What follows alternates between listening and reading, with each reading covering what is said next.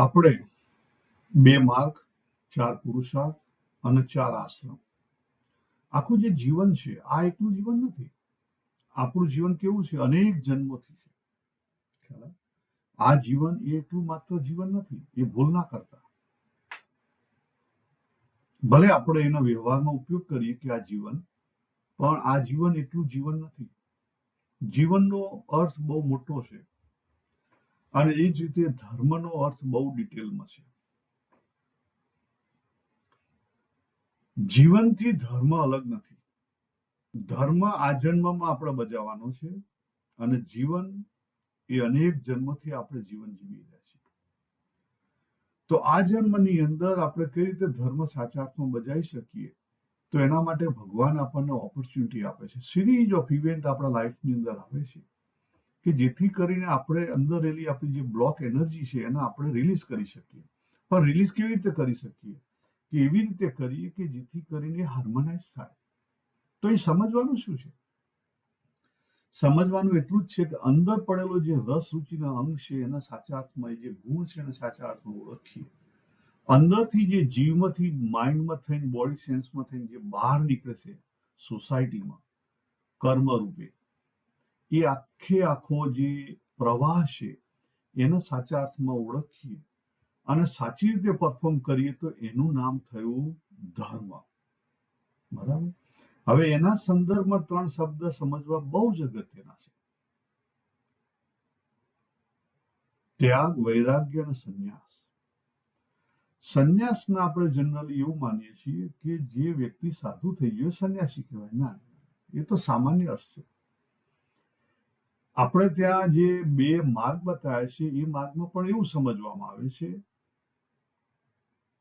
નિવૃત્તિ માર્ગને સંન્યાસ માર્ગ કહેવામાં આવે છે, વૈરાગી માર્ગ કહેવામાં આવે છે, ત્યાગનો માર્ગ કહેવામાં આવે છે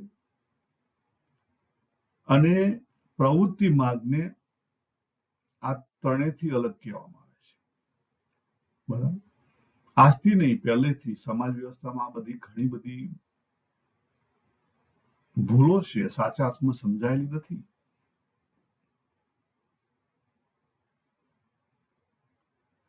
ભગવાન કાશ્મીરી સંયોજનમાં ભગવાન શિવે પણ સમજાયેલું છે અને ભગવાન કૃષ્ણએ પણ સમજાવ્યું છે આખી ભગવદ્ ગીતાની અંદર. છતાં આપણે એને ભૂલ કરીએ છીએ. જો અર્જુનજીએ પ્રશ્ન 3જા અધ્યાયમાં કર્મનો પૂછ્યો હતો,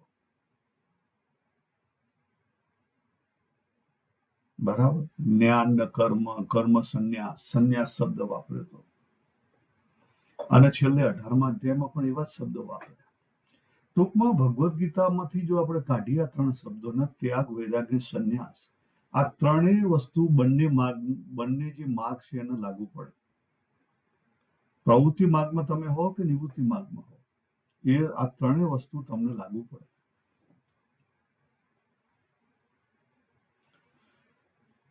જ્યાં સુધી તમે અંદરના રસ રુચિના અંગને ના ઓળખો ત્યાં સુધી અંદર તમારા માઇન્ડની અંદર જે આસક્તિ રહેલી છે, આસક્તિનો તમે ત્યાગ ના કરી શકો. આસક્તિનો ત્યાગ કરવો એનું નામ વૈરાગ્ય. એટલે અંદર માઇન્ડમાં કોણ આવે? વૈરાગ્ય. અને દેહ લેવલે, ઇન્દ્રિય લેવલે, એક્શનથી કોઈ કર્મનો ત્યાગ કરવો એનું નામ ત્યાગ.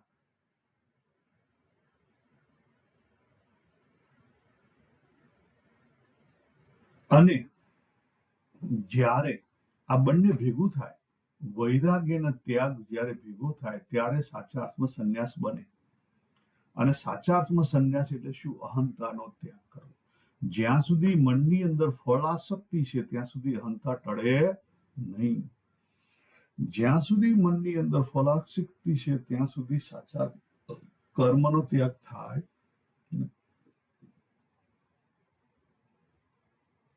ક્રિયાનો ત્યાગ નથી કરવાનો. આપણે શ્વાસોશ્વાસ લઈએ છીએ તો શ્વાસોશ્વાસનો ત્યાગ નથી કરવાનો. આપણે ભોજન ગ્રહણ કરીએ છીએ તો ભોજન ગ્રહણ કરવાનો નથી, ત્યાગ નથી કરવાનો.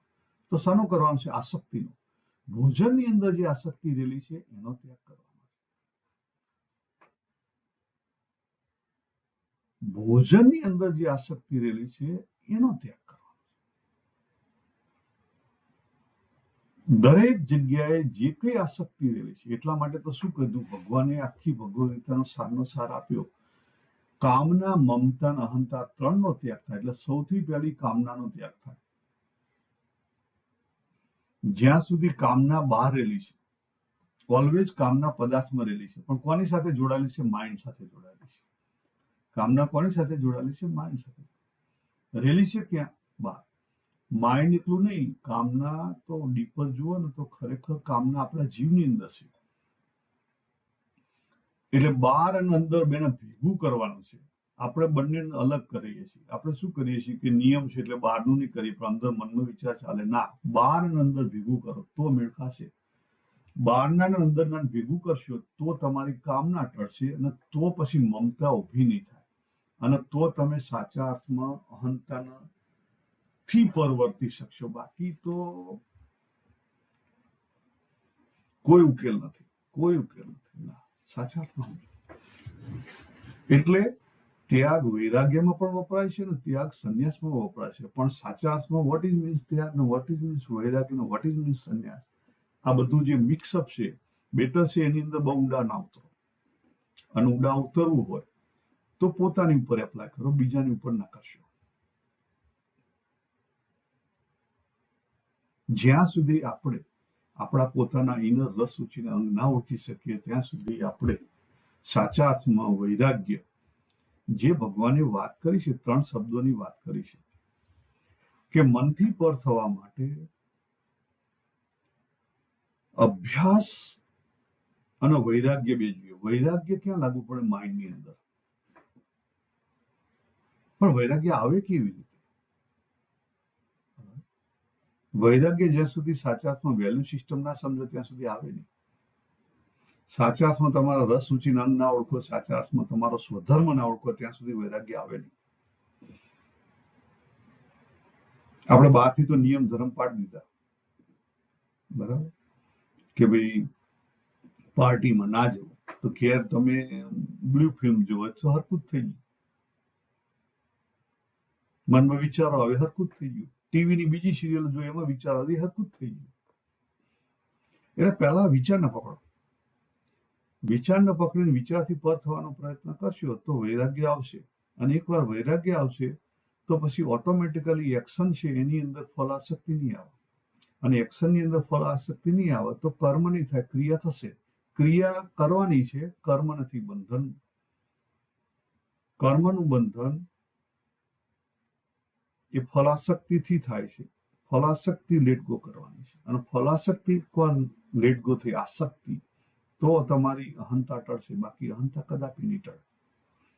અને ગોલ કયો છે? અહંતા છેલ્લે ટળવી એ ગોલ છે. તો આની ઉપર વિચાર કરજો. આપણે પૂરું કરીએ. સર્વેને જય શ્રી કૃષ્ણ. હરિ ઓમ.